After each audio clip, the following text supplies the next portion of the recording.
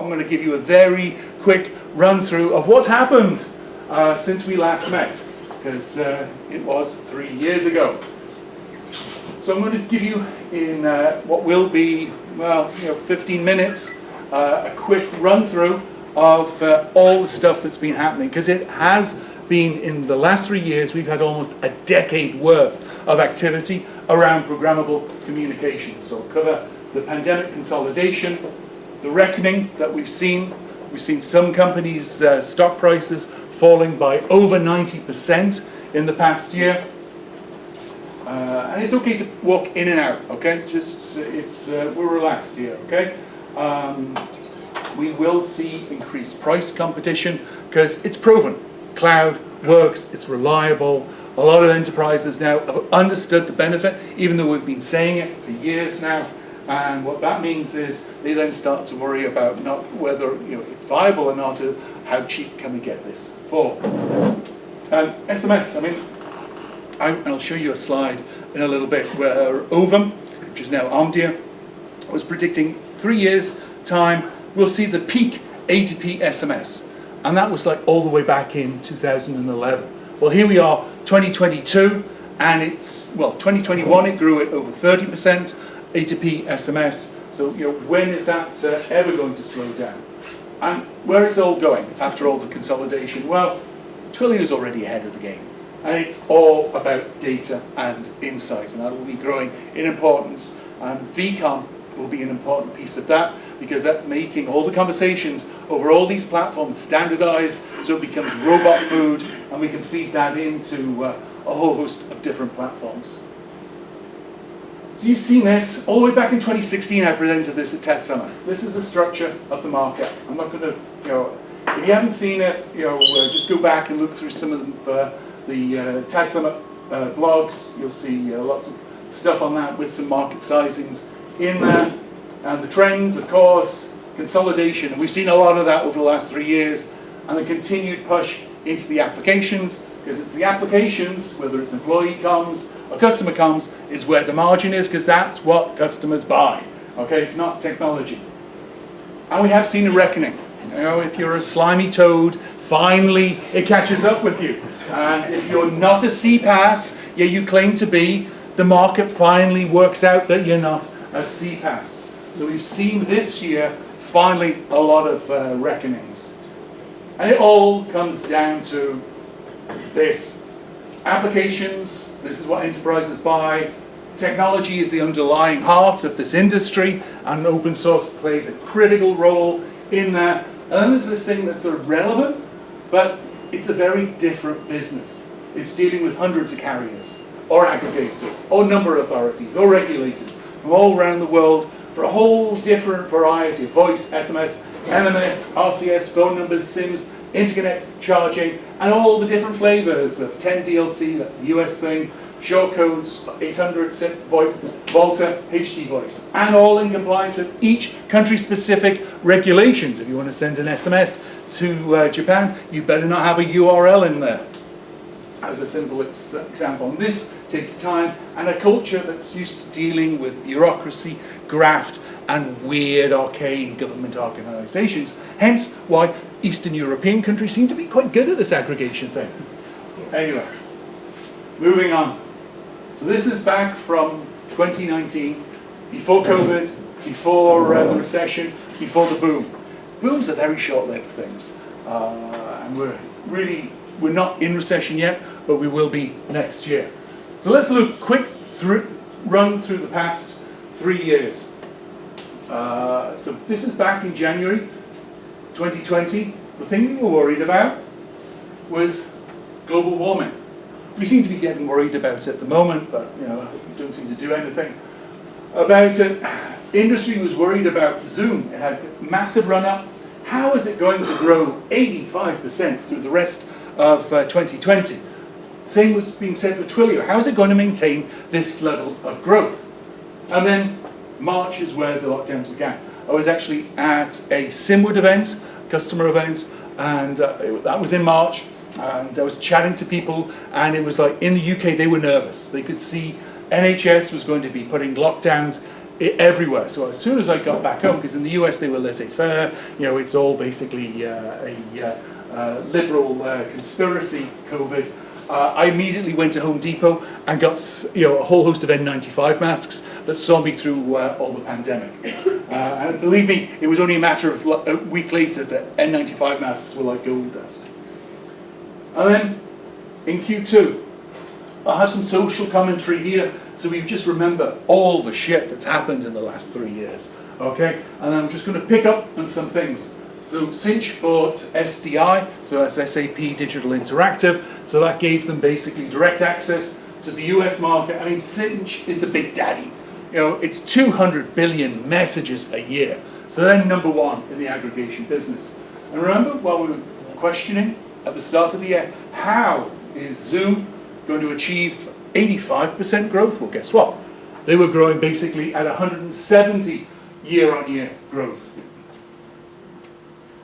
Then in Q3, well, RingCentral had partnerships with Unify, Avaya, Alcatel-Lucent Enterprise, and a whole list of telcos. It was like, is anybody going to compete with RingCentral in this market?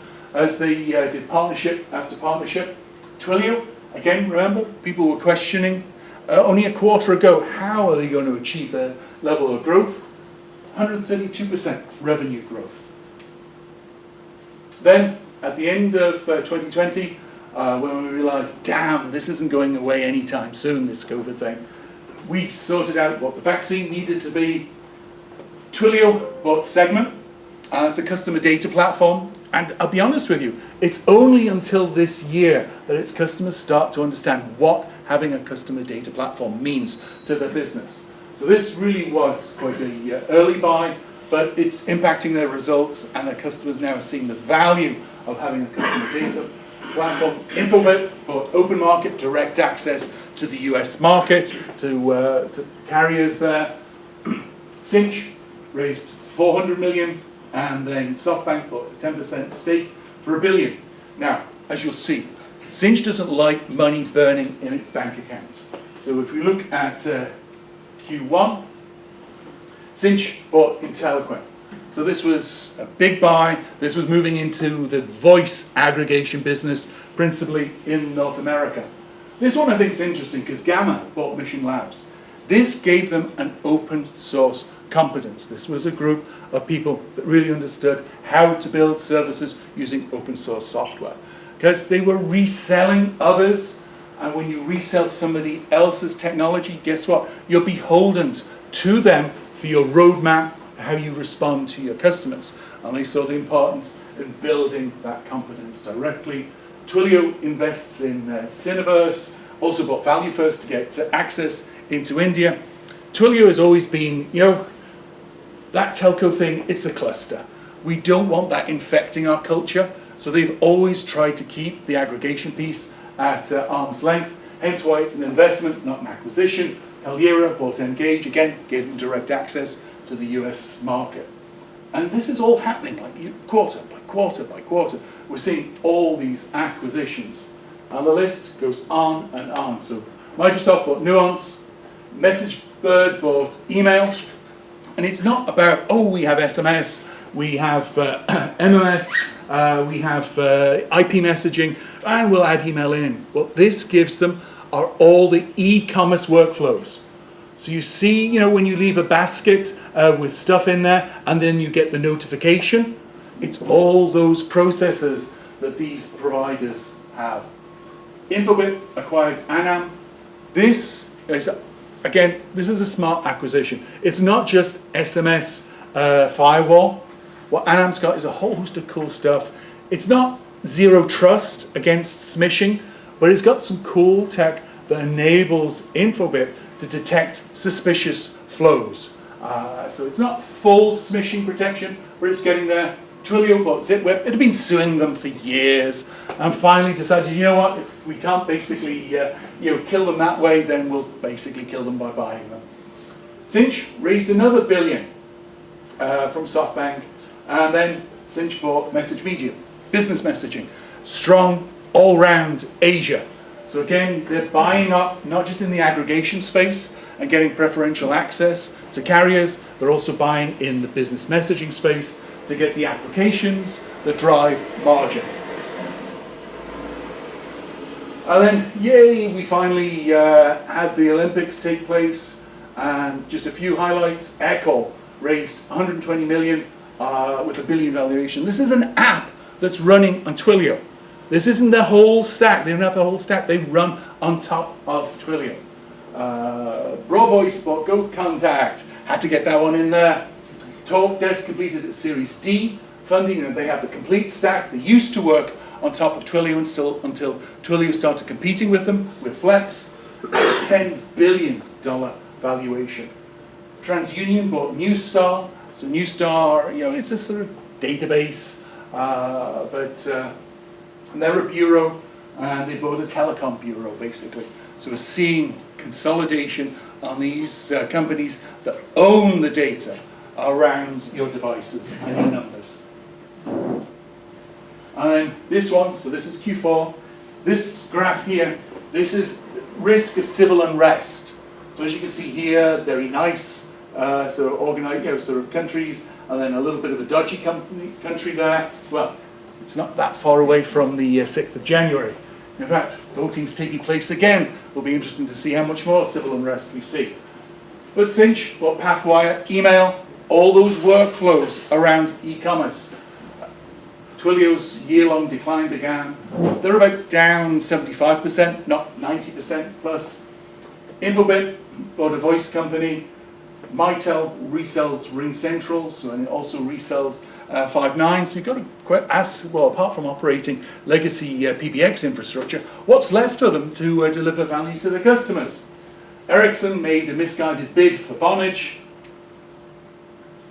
Then, this year, RingCentral realized, well, we've got all these partners. Some of them are pretty crap at selling services. We'd better help them learn how to sell the services. Hence, RingCentral launched Rise to provide channel support.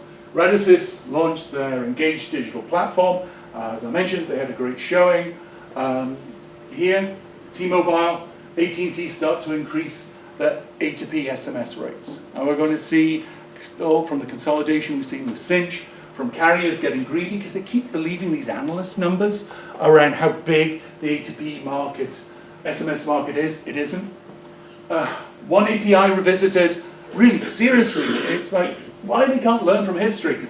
And Deutsche Telekom, global carrier, had another go at CPIX because it has value, and we're going to be hearing from Sebastian later.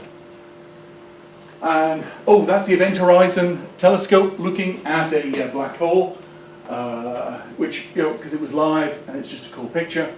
So Twilio finally did its investment. This, again, is history repeating itself. Over 10 years ago, JP Morgan and a whole host of the brokers were fined for using AOL instant messaging. Well, guess what? It's another decade. Well, let's give them another fine, this time for using WhatsApp. Webio raised 4 million, and we'll be hearing from Webio later today. And then Aircall becomes a Centaur, 100 million annual recurring revenue, or rate of revenue. Then Q3, it got a bit dry in Europe. And Matrix, who we've tracked since the beginning and have been part of TADSummit. In fact, I was just posting Matthew Hodgson, CTO, founder for Matrix. He's still our top video for TADSummit with over 5,000 views of his introduction to Matrix all the way back in 2015. And what's really cool is just how similar what he presented is to where they are today. Avaya realized, oh, you know what? Our revenues are down. Well, that's a surprise because everybody had been moving on to cloud-based platforms. And then we had Avaya layoffs. Again, analysts produced stupid numbers around the total size of the A2P SMS market. And even Twilio did some layoffs. That's a little bit more complex because it's about margin. They need to deal with their margin. But also, Twilio was feeling more and more like a Nortel type of organization than the Bay Area startup it used to be. Just to show you how bad analysts are I'm wrapping up. Okay, I really do need to wrap up. This is Omdia's universe. It's BS. In what universe is Vonage a better API set than Twilio? And Infobit, like, better than Twilio? For a CPaaS? Seriously? They publish this? And you got Cinch, Cineverse, Infobit, and then Avaya. I mean, they closed down Zang, and they're reselling Telnix. Telnix isn't in there. Again, just don't believe anything analysts produce, okay? Believe your people, your customers, and take whatever I say with a big pinch of salt. And just to show you how bad it is, I already mentioned this. This is, from last decade. Look at the spread on how big the A2P SMS market is. Some of these numbers are from Nexmo, because they were about to sell themselves. So of course they're going to make it a ridiculously big market. And then some of them are a little bit more pragmatic. And as I said, Oven's always been, yeah, you know what, we're reaching peak A2P SMS. And we still haven't reached it. And then, well, we're only part way through Q4. This is Hurricane Ian. And just to point out that Hurricane Ian is not a once in 500 year event, all right? In the last 30 years, there have been 3 Category 4 hurricanes that have hit Florida. This is a Category 3 hurricane, and 2 Category 5s. Again, it's politics with no shame, where you can see utter bullshit and nobody basically seems to batter an eyelid. But anyway, SoftBank goes, you know what? This Cinch investment wasn't really a good investment. Dissolves their stake and sells their stock to the CEO and to one of the major corporate investors. And guess what? They're going to be making bank, because the stock's going to go up again. It's it's a temporary situation because they dominate the A2P market. There's 200 billion messages a year. We have the first release of the VCon standards, so keep an eye on that. That's important for all our businesses. And then Twilio announced, well, yeah, you know what? We sued them, we bought them, and now we're closing them down. So that's it. I'm just going to close up to say we've consolidated onto as a service for communications, given COVID's here to stay, and flexible working, work from home isn't going away anytime soon. And what we're going to see in the coming years is greater focus around competition, price, fit for purpose. So that's building stuff that just solves specific business problems for enterprises. And just to wrap up, where is it all going? As I said, Twilio is already showing us. It's taking all this data, and VCons helps us understand that data better into dashboards. That's critical. That's where you get your insights. You understand how your business is running on top of Programmable Comms. Data cleanliness, that's the customer data platform, that's segments. And, as I mentioned, VCon. So that's it. Thank you.